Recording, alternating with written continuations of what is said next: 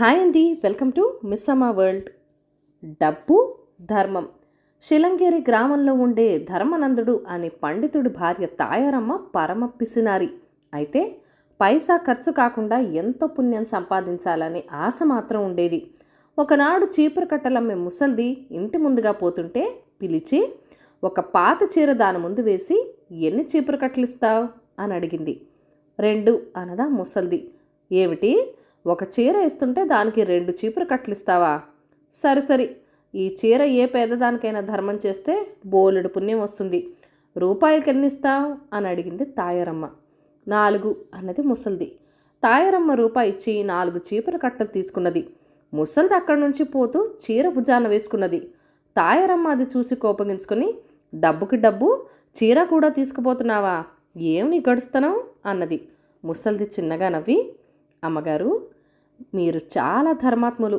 పేదదాన్నైన నాకు చీర ఇచ్చి బోలెడు పుణ్యం, డబ్బిచ్చి ఇంటికి అవసరమైన చీపురు కట్టలు కొనుక్కున్నారు అన్నది. తాయారమ్మ ఆశ్చర్యపోతూ ముసల్దాని వంక చూడసాగింది. అక్కడే ఉన్న ధర్మానందుడు, తాయారు, ఆ ముసలి ఆవిడ నీకెలాంటి గొప్ప ధర్మబోధ చేస్తూ గ్రహించావా అన్నాడు నవ్వుతూ. ఈ కథను రచించిన వారు కోలార్ కృష్ణ అయ్యర్ గారు. గెలిచిన ఓటమి. రామపురంలో ఉన్న మహేశం అనే రైతుకి యువకుడు స్వతహాగా తెలివైనవాడు, సరదా మనిషి. అందము, డబ్బు, తెలివితేటలు పుష్కలంగా ఉన్న అతడికి పిల్లనిస్తామని చాలామంది ముందుకు రాసాగారు. కానీ వాళ్ళెవరినీ చేసుకోనని మహేశం ఖచ్చితంగా చెప్పేశాడు. మనవడి ధోరణ నచ్చని మహేశం తాత శివయ్య అతన్ని ఒకనాడు దగ్గరికి పిలిచి, ఎరా, చూపించిన ప్రతి పిల్లను నాకొద్దు పొమ్మంటే నీకు పెళ్ళి ఎప్పుడయ్యేటట్టు, మీ అమ్మ చేతికి ఆసరా ఎప్పుడు దొరికేట్టు అన్నాడు. తాత మాటలకు మహేశం నవ్వి, అమ్మ చేతి కింద ఆసరా కోసమా తాత నా పెళ్లి కోసం కలవరిస్తున్నది? ఆ మాట ముందే చెప్తే ఏనాడో ఒక మంచి పనిపిల్లమెళ్ళలో తాళి కట్టి తీసుకొచ్చి ఉండేవాణ్ణి అన్నాడు. మనవడి చమత్కారానికి శివయ్య కూడా నవ్వుతూ, మాటలకేం గాని చూపిన ప్రతి పిల్లను కాదన్నావంటే చివరకు నాలాగే మీ నాయనమ్మ లాంటి ఎవరితో పాలనో పడగలవు అన్నాడు. శివయ్య మాటలు విన్న మహేశం నాయనమ్మ, అవునరా మహేశం, అరచెయ్యంత ఇంట్లో 66 సుఖాలు అమర్చిపెట్టగల ఆడది విషం కాదు మరి అంటూ దీర్ఘం తీసింది. మహేశం నవ్వుకుంటూ, తెల్లవారు లేస్తే బతుకంతా గడిచేది భార్యతోనే. ఎంత ఇంట్లో పనిచేసే దానికైనా కాస్త కూస్తో చురుకుదనము, తెలివితేటలు ఉండొద్దు తాతయ్య, అలాంటి పిల్ల దొరికినాడే పెళ్ళాడతాను అన్నాడు. ఇలా ఉండగా పక్క పల్లెలో ఉంటున్న శివయ్య స్నేహితుడు రమణయ్య అనే మరొక వృద్ధుడు శివయ్యను చూడటానికొచ్చాడు. ఇద్దరూ ఏవేవో కబుర్లు చెప్పుకోసాగారు. ఆ సమయంలో ఇంట్లో చలాకీగా తిరుగుతున్న మహేశాన్ని చూసి రమణయ్య, నీ మనవడేట్రా శివయ్య అని అడిగాడు. అవును, మా సూరయ్య పెద్ద కొడుకు మహేశం అన్నాడు శివయ్య. అలాగా, చాలా పెద్దవాడయ్యాడే, పెళ్లి ప్రయత్నాలు ఏమైనా చేస్తున్నారా అని అడిగాడు రమణయ్య. శివయ్య తన మనవడి ధోరణి గురించి రమణయ్యకు చెప్పాడు. బాగుంది, మీ వాడు నా మనవరాలు గౌరవమ్మకు సరైన జోడీలా ఉన్నాడు అన్నాడు రమణయ్య.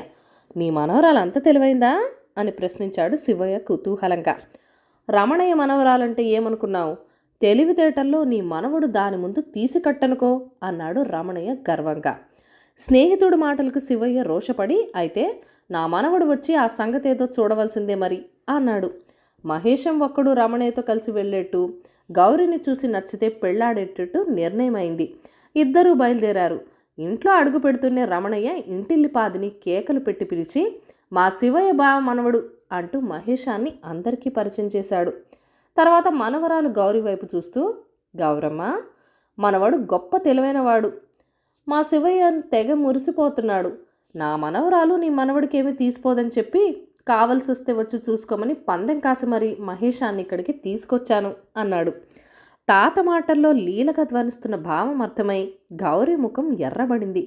ఆకర్షణీయంగా చురుకుగా ఉన్న గౌరీ ముఖం చూడగానే పర్వాలేదు, తెలివైన పిల్లే అన్న భావన కలిగింది మహేశానికి.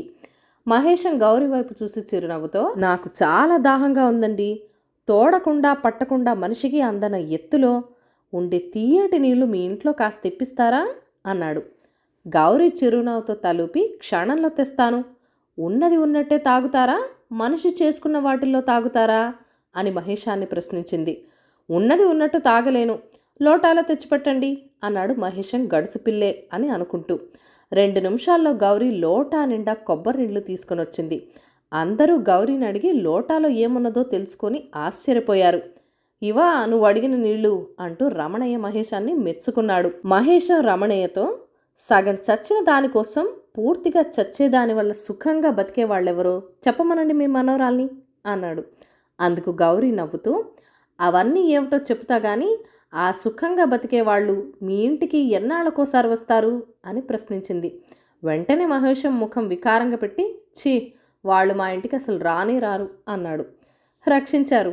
ఇక వినండి. సగం చచ్చేది ఎర, దానికోసం వచ్చి పూర్తిగా చచ్చేది చేప.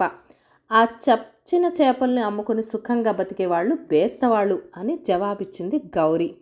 రమణయ్య తన మనవరాలు తెలివితేటలకి ఆనందపడిపోతూ మహేశాన్ని, ఇక నీ పరీక్ష అయినట్టేనా అని అడిగాడు.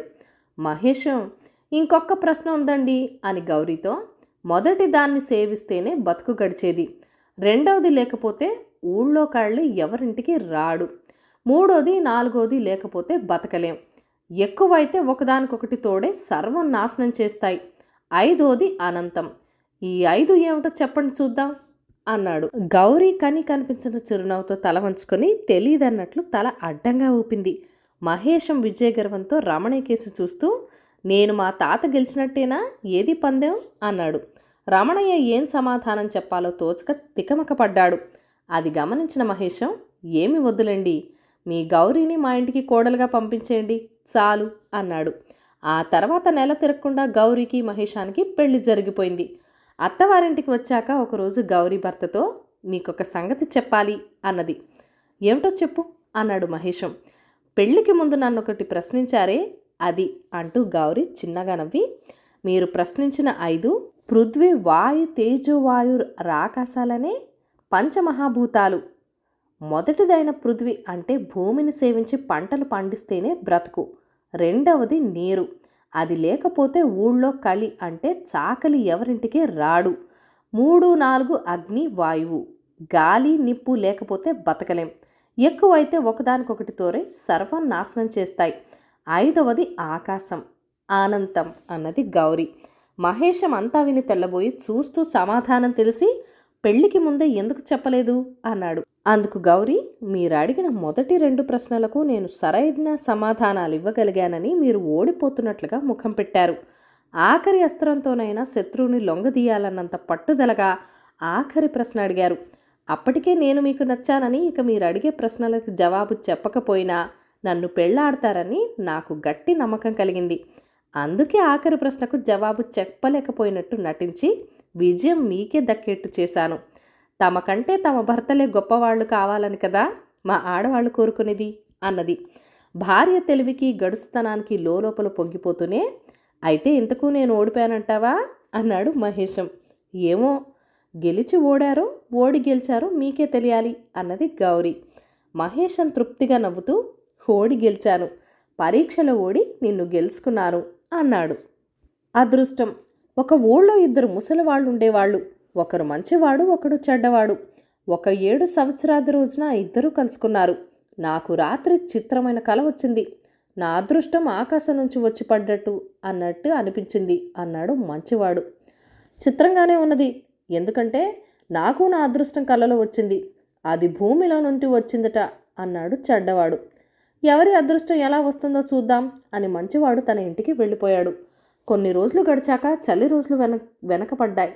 ఇవాళ పొలం పని ప్రారంభించవచ్చు అనుకుని మంచివాడు పారా పలుగు తీసుకుని పొలానికి వెళ్ళి తవ్వడం మొదలుపెట్టాడు. ఉన్నట్టుండి పలుకి ఏదో తగిలి కంగుమన్నది. పొలంలో పలుగురాళ్ళు ఎలా వచ్చాయా అని ఆశ్చర్యపడుతూ తవ్వి తీసి చూస్తే అది ఒక బిందె. మంచివాడు దాని మూత తీసి చూసే వరకు అందులో బంగారు కాసులు, మొహరీలు కనిపించాయి. మంచివాడు ఆ బిందెను తిరిగి యథాప్రకారం పెట్టేశాడు. పాపం, ఈ నిధి ఆ ముసలాడిదై ఉంటుంది. తన అదృష్టం భూమిలో దొరికినట్టు సంవత్సరాది నాడు అతను కల వచ్చిందని చెప్పాడు. వెళ్ళి అతనితో చెప్తాను అనుకుని మంచివాడు చెడ్డవాడి దగ్గరికి వెళ్ళి, పెద్దయ్య, నీ అదృష్టం నా పొలంలో దొరికింది, బిందె నిండా బంగారు కాసులు మొహరీలు ఉన్నాయి, నా పొలానికి వెళ్ళి తెచ్చుకో అని చెప్పి ఇంటికి వెళ్ళిపోయాడు. అతను ఇంటికి వెళ్ళి తన భార్యతో జరిగిందంతా చెప్పి, తన అదృష్టం నా పొలంలో దొరికిందని చెప్తే పాపం పెద్దవాడు చాలా సంతోషించాడు. ఈ పాటికి అతను బిందెని ఇంటికి తెచ్చుకుని ఉంటాడు అన్నాడు. న్యాయమైన పని చేశావు అన్నది మంచివాడి భార్య. ఈ లోపల చెడ్డవాడు మంచివాడు పొలానికి వెళ్ళాడు. బిందె తవ్విన చోటు కనిపిస్తూనే ఉన్నది. పై మట్టి తొలగించగానే బిందె కనబడింది. వాడు ఆత్రంగా ఆ బిందెను పైకి తీసి మూత తెరిచి చూశాడు. అతనికి బిందె లోపల కాసులు మొహరీలు కనిపించడానికి బదులు పాములు పురుగులు కనిపించాయి. చెడ్డవాడికి చెప్పరాని కోపం వచ్చింది. దొంగ వెధవా, ఎంత మోసం చేశాడు! ఇందుకు వాడికి తగిన ప్రాయశ్చిత్తం చేయక మానను అనుకుని చెడ్డవాడు ఆ బిందెని ఇంటికి పట్టుకుపోయాడు. ఆ రాత్రి చెడ్డవాడు ఆ బిందెతో సహా మంచివాడి ఇంటికి వచ్చి నిచ్చెన వేసి ఇంటి కప్పు ఎక్కి దానిలోంచి లోపలికి చూశాడు. చలి మంటకు వీపు పెట్టి మంచివాడు పడుకుని ఉండటం చెడ్డవాడికి కనిపించింది. తనకు ఇంత ద్రోహం చేసి నిశ్చింతగా చలి కాచుకుంటున్న మంచివాడిని చూసి చెడ్డవాడికి మరింత కోపం వచ్చింది. అతను బిందె మీద మూత తీసి దానిని పొగగూడులోంచి లోపలికి పెట్టి కుమ్మరించాడు. కానీ చెడ్డవాడు అనుకున్నట్లు పాములు పడ్డానికి బదులు బంగారు కాసులు మొహరీలు మంచివాడు చుట్టూ పడ్డాయి. అతను ఆనందంతో భార్యను లేపి, చూసావా, నా కల నిజమైంది, మన అదృష్టం ఆకాశం నుంచి పడింది అన్నాడు. అటు తర్వాత మంచివాడు దరిద్రం అన్నది ఎరగకుండా సుఖంగా జీవించాడు. కథ కంచికి మనం ఇంటికి. ఈ కథలను లైక్ చేయండి, షేర్ చేయండి. మన ఛానల్ని ఫస్ట్ టైం చూస్తున్నట్లయితే కనుక ప్లీజ్ సబ్స్క్రైబ్ చేసుకొని మీ సపోర్ట్ ఇవ్వండి. మీ అమూల్యమైన ఫీడ్బ్యాక్ అండ్ సజెషన్స్ నాతో కామెంట్ సెక్షన్లో కూడా షేర్ చేసేయండి. Thank you for watching. Bye bye.